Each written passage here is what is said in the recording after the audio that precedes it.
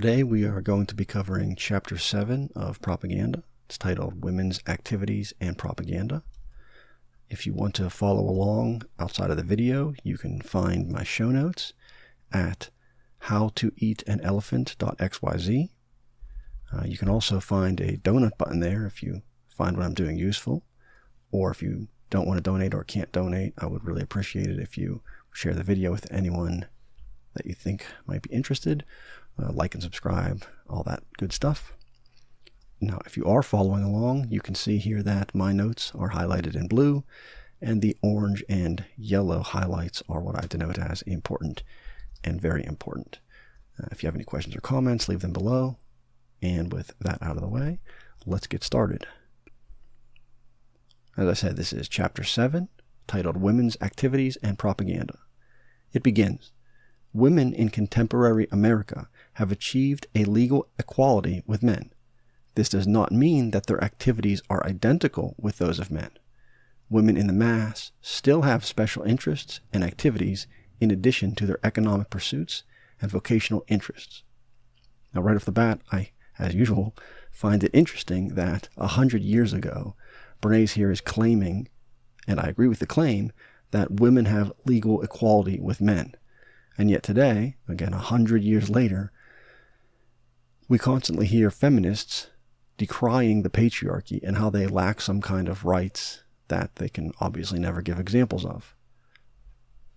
He continues, women's most obvious influence is exerted when they are organized and armed with the weapon of propaganda. In politics, the American women today occupy a much more important position from the standpoint of their influence in their organized groups than the standpoint of the leadership they have acquired in actual political positions or in actual office holdings. The professional woman politician has had, up to present, not much influence, nor do women generally regard her as being the most important element in question. Ma Ferguson, after all, was simply a woman in the home, a cat's paw for her deposed husband. Nellie Ross, the former governor of Wyoming, is from all accounts hardly a leader of statesmanship or public opinion. Now again, we see this not being the case today. There are many professional women politicians. Bernays continues, if the suffrage campaign did nothing more, it showed the possibilities of propaganda to achieve certain ends. This propaganda today is being utilized by women to achieve their programs in Washington and in the states. In Washington, they are organized as the Legislative Committee of 14 women's organizations, including the League of Women Voters, the Young Women's Christian Association, the Women's Christian Temperance Union, the Federation of Women's Clubs, etc. These organizations map out a legislative program and then use the modern technique of propaganda to make this legislative program actually pass into the law of the land. Their accomplishment in the fields are various. They can justifiably take credit for much welfare legislation. The 8-hour day for women is theirs. Undoubtedly, prohibition and its enforcement are theirs. If you can consider that an accomplishment. So is the Shepard-Towner bill, which stipulates support by central government of maternity welfare in the state governments. This bill would not have passed had it not been for the political presence and sagacity of women like Mrs. Vanderclip and Mrs. Mitchell. And again, we see here that 100 years ago, there are these women's organizations that have had a lot of influence, at least according to Bernays, and so much influence, in fact, that he says, that they were responsible undoubtedly for prohibition and its enforcement. And I'll refrain on making a comment about how much of a failure that was. Bernays continues, the federal measures endorsed at the first convention of the National League for Women Voters typify social welfare activities of women's organizations. These cover such broad interests as child welfare, education, the home and high prices, women in gainful occupations, public health and morals, independent citizenship for married women, and others.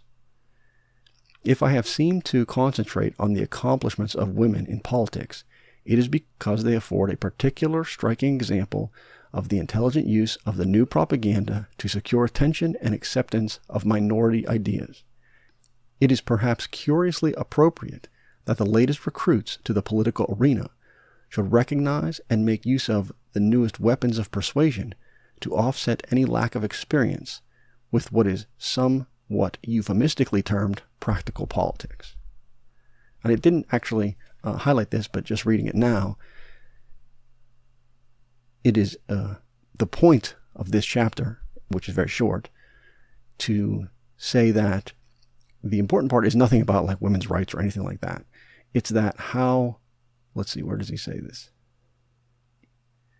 It's how, if I have seemed to concentrate on the accomplishments of women in politics, it is because they are particularly a striking example of the intelligent use of propaganda to secure attention and acceptance of minority ideas.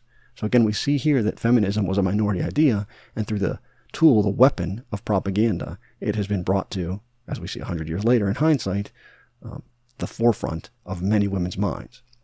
But it started out as a minority idea. Bernays continues, in the General Federation of Women's Clubs, there are 13,000 clubs. Broadly classified, they include civic and city clubs, mothers and homemakers clubs, cultural clubs devoted to art, music, or literature, business and professional women's clubs, and general women's clubs, which may embrace either civic or community phases or combine some of the other activities listed. And again, we see here that the book was published in 1928, and women's suffrage in the USA was passed in 1920. Now, undoubtedly, a lot of these clubs existed before suffrage, but it shows, I don't think 13,000 clubs are going to spring up in 8 years, although anything's possible. But it does show that women had a place and a very important role to play, contrary to what these modern feminists say. You often hear things like, barefoot and naked, and, women should be seen and not heard, stuff like that. When in reality, they had their own political power without having the right to vote and without having direct female representatives. In fact, from what I understand, there was a lot of women back in the 19-teens and 20s that fought against suffrage. Bernays continues, a club interested principally in homemaking and the practical arts can sponsor a cooking school for young brides and others.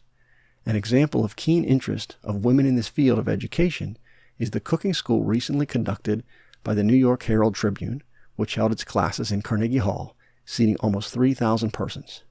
For several days, the cooking school, the hall was filled to capacity, rivaling the drawing power of a McCormick or Paderewski, and refuting most dramatically the idea that women in large cities are not interested in housewifery. Now we see here that even after suffrage, quite a few young women were still interested in learning to cook and what Bernays calls housewifery. It's interesting here, too, that Bernays says twice in this paragraph, homemaking. Well, he says the first time homemaking, and then the second time housewife or housewifery. And I think that the term housewife is in and of itself a propaganda term. It makes one think that the woman is nothing more than a wife. She belongs to her husband, and that she remains in the house. It is also a very remnant of a old pejorative house nigger. And the term homemaker, contrary to this, is much more positive. The woman is making a home for her family. Making as in creating versus, you're nothing more than a housewife, something to be owned. Bernays continues, over and above the particular object for which women's clubs may have been constituted, it commonly stands ready to initiate or help any movement for which it has an object, a distinct public good in the community. More important, it constitutes an organized channel through which women can make themselves felt as a definite part of public opinion. Just as women supplement men in private life, so they will supplement men in public life by concentrating their organized efforts on those subjects which men are likely to ignore. There is a tremendous field for women as active protagonists of new ideas and new methods of political and social housekeeping. When organized and conscious of their power to influence their surroundings, women can use their newly acquired freedom in a great many ways to mold the world into a better place to live. Now, I think that today a lot of maybe modern feminists would take offense at saying, quote, women supplement men. But I would argue that this is very true, and it cuts both ways. That is to say that men also supplement women. I like to say that men and women are two sides of the same coin, and you need both of them to be at their best to have a functioning society, and particularly at the individual level to raise children and families. Now, I would also say here at the end that I certainly agree that women have used their freedom to mold the world, but I would certainly disagree that it has made the world a better place. Now, again, the takeaway from this chapter isn't anything really to do with feminism.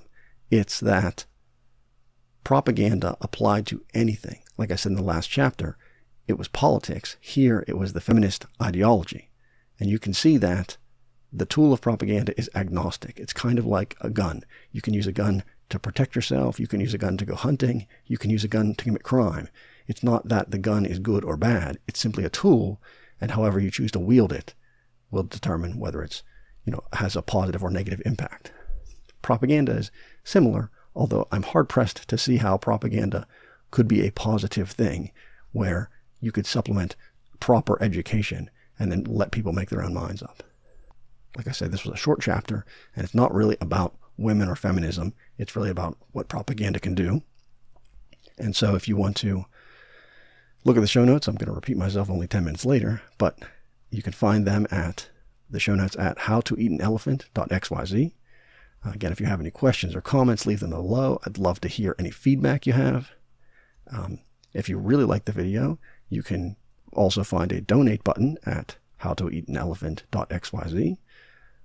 And if you found it useful in some way and you don't want to or can't donate, I'd love for you to share it with anyone who you might think would find it interesting, or hit the like and subscribe button, help me hack the YouTube algorithm.